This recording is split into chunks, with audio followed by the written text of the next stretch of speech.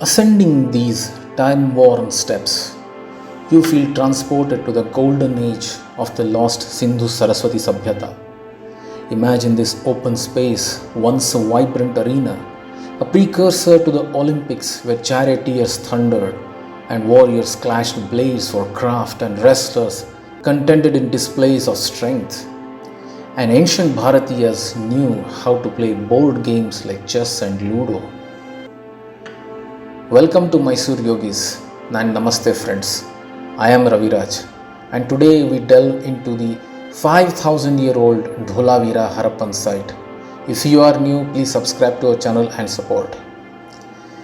At the dawn of the civilization, humanity had embarked on a remarkable journey, building ingenious cities, cultivating bountiful harvests, and establishing thriving trade networks.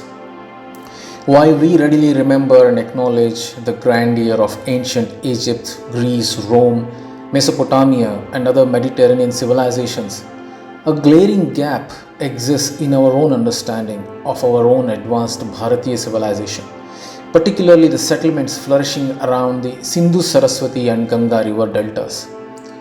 Dholavira, in the middle of the Rann of Kutch in Gujarat, is one such least explored archaeological site for us. You see, back in 1968, veteran and renowned archaeologist Jagatpati Joshiji discovered the lost city of Dholavira. After Mohenjo-daro, Lakhanjo-daro, Harappa, which we have unfortunately lost during partition, and Rakhigadi in today's Haryana, the discovery was a continuation of the hunt for India's lost ancient cities. The excavation continued up until 2005, revealing 100 acres of the city's ruins that we see today, whereas the untapped 150 acres more is yet to be unearthed.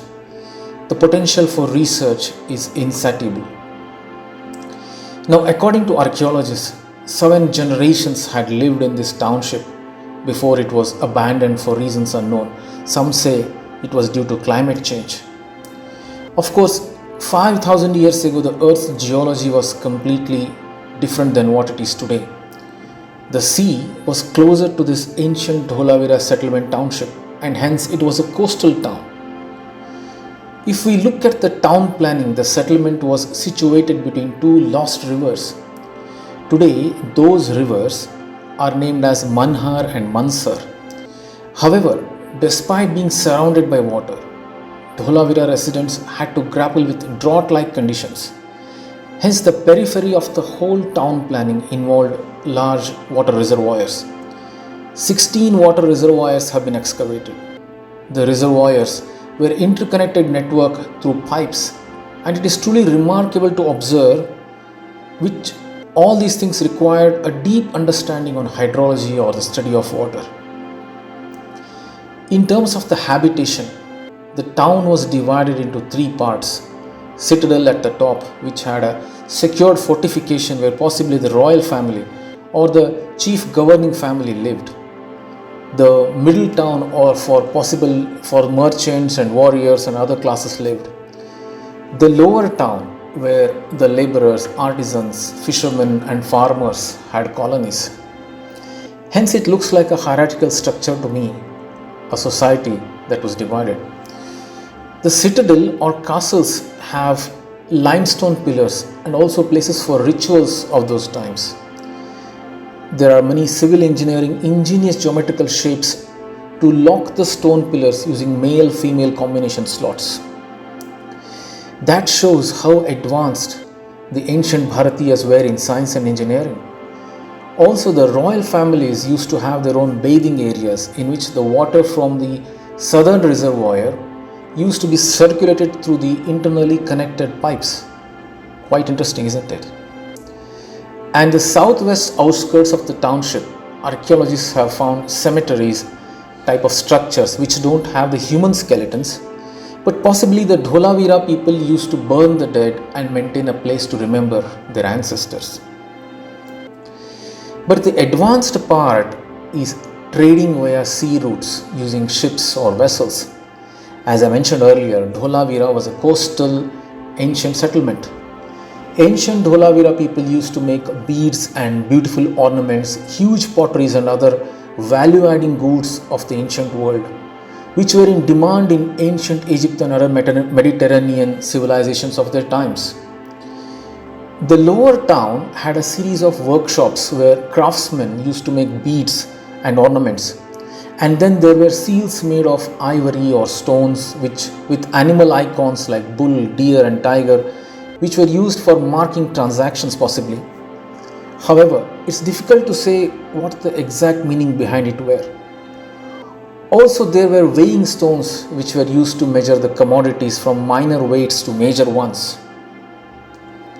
So the ancient Bhaaratiyas at Dholavira settlement not only had the higher level of aptitude for trading valuable items like ornaments, but also had invented ways to quantify and measure the value in order to exchange the equivalent worthy commodities like gold or silver, maybe.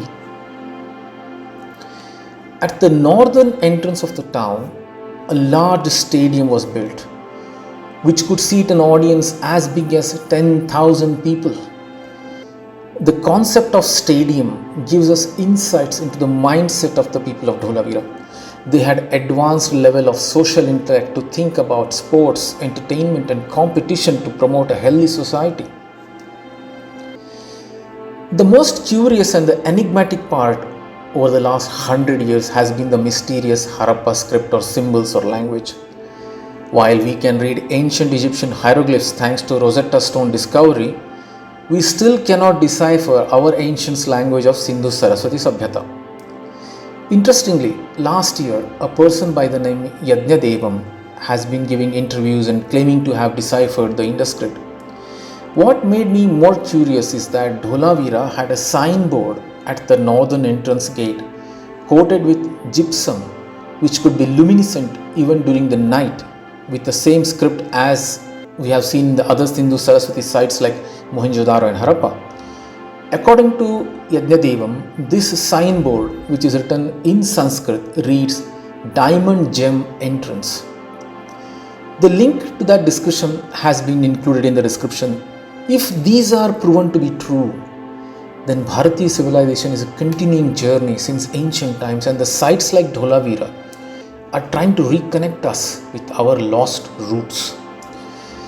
I would suggest every history enthusiast to visit this place and feel a sense of awe looking at the advanced urban planning 5,000 years ago in Dholavira of today's Gujarat.